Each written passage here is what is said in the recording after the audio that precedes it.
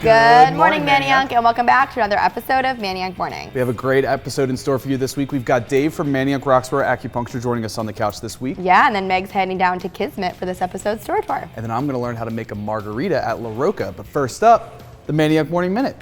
Join Trek Bicycles for a fun no-drop mountain bike ride on Philly's Belmont Trails, Wednesday, July 3rd at 9 a.m. Head to the Spiral Bookcase for a Tea and Tarot Thursdays with medium and Reiki practitioner Ebony Lachi on July 4th. Work off your Independence Day barbecue with Philly Runner this Thursday. Let freedom ring at the Pet-Friendly Dog Bakery. Come enjoy a fun party from 1 to 2:30 p.m. with toys, treats, and themed backdrop for puppy selfies. The Delaware Valley Opera Company is bringing the laughs to Venice Island Performing Arts Center with the trio of comedies. Learn the art of storytelling at the Venice Island Performing Arts Center when they host a storytelling workshop on Monday, July 8th. Head to Hidden River Yarns and become a knitter. Join Paper Street Pub as they host karaoke for a cause. The Pretzel Park Farmers Market is hosting a drum circle on July 13th. Bring your doodle to the Pet-Friendly Dog Bakery on July 13th for a fun and friendly get-together from 1 to 2 p.m.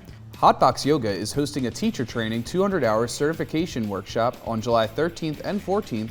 Lucky's Great Wiener Race will be in Pretzel Park on July 17th from 6 to 8 p.m. The Manayunk Theater Company presents the 2019 Shakespeare in the Park series in Pretzel Park. Every time an actor flubs their lines, they must take a drink.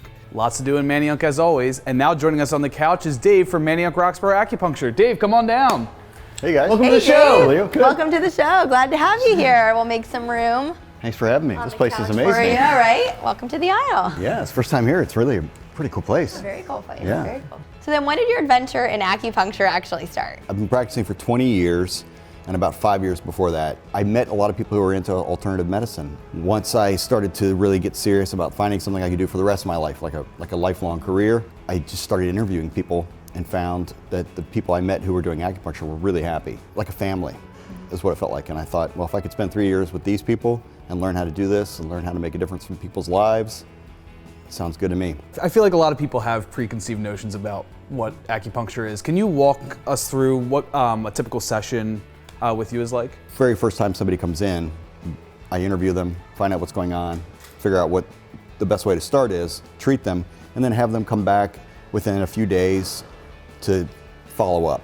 They may come in once a week, twice a week, or just every other week, or once a month. About how many clients would you say that you have, and are they only from Manayunk Roxborough, or do you get them from all over the place? The majority of the people come from, right around here, but I have people who come from the Jersey Shore, from Allentown, because they've heard about me or my clinic, and I've had over 5,000 people come in the last 10 years. Of course, there's needles involved, which can be a scary word for people. So tell us kind of how what the pain level's like for the actual needles that you use for acupuncture. Anything from completely non-existent, people are surprised when I put the needles in. They're like, you started? And other people find it to be a pinch. Occasionally you'll have a point that's more sensitive. There are a few points that are very strong that typically will give you a stronger sensation, but once they're in, you don't feel them, and most people fall asleep. What are some things that that acupuncture helps with that people might be really surprised to learn? I mean, you even mentioned like fertility and things like that, but maybe tell us a little more about some more surprising cases. Well, things like migraines,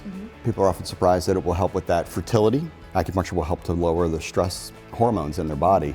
That makes it easier to get pregnant. Support people with cancer. We don't treat cancer, but we help them with the chemo or the radiation, the side effects from that, and just increase their quality of life. What would you say is your biggest challenge in your field? I have people who come in and they say they have a headache, and I say, well, where's the headache? And they say, it's in my head. Everywhere. Yeah. And I'm like, well, what part of your head? And sometimes people are used to pushing through a symptom of pain to the point where they just aren't aware of what's really going on in their body. So sometimes it's educating people to pay attention. Well, do you have stress in your shoulders because you're walking around like this, or you're on your phone like this all the time, or you're at your desk like this? Bringing awareness to the symptoms so that they can take some control over it, as opposed to being reliant on someone else to fix it. So if the folks at home want to schedule an appointment with you, what do they got to do? The easiest way is the online scheduling. They just go to the website, click schedule now, and they can book a time that's convenient for them. Well, thanks so much for joining us today, Dave. It was so great learning more about your acupuncture business and how you can help those in the local community too. I appreciate it. Thanks. And now Meg's going to head over to Kismet Coworking for this week's store tour. Thanks, Leo. I'm down here at Kismet Cowork with Christopher for this week's store tour. Thanks so much for having us. Thanks for having me. So Christopher, Co-working is kind of still a new concept for some people, so why don't you tell our viewers what co-working is? Co-working is, at its most basic level, shared office space. People have been taking smaller offices, there's more remote workers, there's more people who can work however they want and where they want, and there have been commercial real estate solutions that have kind of evolved to handle that kind of commercial tenant. So then how did Kismet come to life? I am a residential and commercial real estate broker with Alphonse Wissahickon, and people came to me over and over again and asked me a lot of questions about, just wanting a small space and not needing their own space. They wanted to be around other people. So you found this building, which is a beautiful building, and you've done so much great work. Do you want to kind of walk us through how that all came about? One of my friends who's a commercial broker came into my space over in Chestnut Hill and was kind of blown away by what we had done there, and had mentioned that she had this space and she wanted to help us find our second location. But when I came here, I saw it immediately. The power of the space, the volume of the space, and how easily it would be transformed into what I thought was going to be a really incredible co-working space. So for your coworkers, what do you have to offer for them? We have a mixture of offerings. We do a lot of floating desks, and that's a desk where somebody would come in for the day and bring whatever they were going to use to work and then take it when they left. We have dedicated desks where people can come in and it's in the open public space. And then we have a variety of sizes for private offices. I know that you have events, you have workshops. What's coming up? We are very open to like medium and sort of large scale events. Those are ranging anything from a birthday party to a corporate event to even something a little more fun and crazy that's based around music or performance or something like that. And we're just really excited to kind of explore what this neighborhood needs and what people will want from what we can do here. But the space is very grand. I imagine that we'll probably sign up some weddings and things like that. I'd love to see somebody get married right up there. Yeah, me too.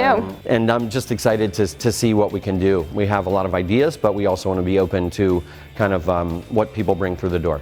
What do you love about Manayunk? I think I love the walkability of the avenue and just the diversity of the offerings here. The commercial corridor in Manayunk is one of the strongest in the entire city of Philadelphia. Well, Christopher, it's been so great getting a tour today and learning a little bit more about Kismet Cowork. Thanks for having us. Thanks for having me. And back to the couch.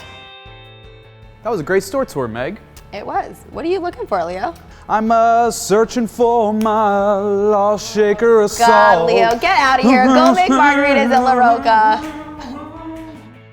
Hey guys, welcome to a brand new segment of Dillinger Does It. I'm here with Scott of La Roca. Scott, welcome to the show. Thank you, appreciate that. All right, so Scott, what are we making today?